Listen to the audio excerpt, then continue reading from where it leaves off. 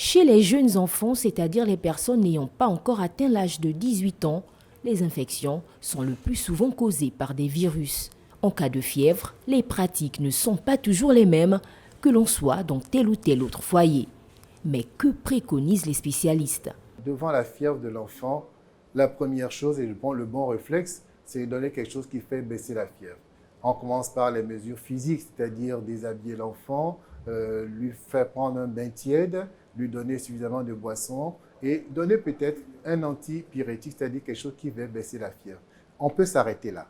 Et parmi les infections respiratoires, la pneumonie reste la plus fréquente. La pneumonie est une pathologie potentiellement mortelle.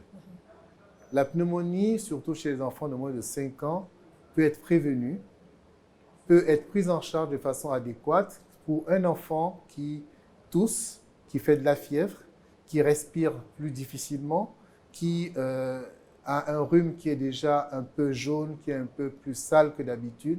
Nous recommandons à ce que les parents aillent consulter. Et cela permettra de ne pas perdre trop de temps pour faire le diagnostic.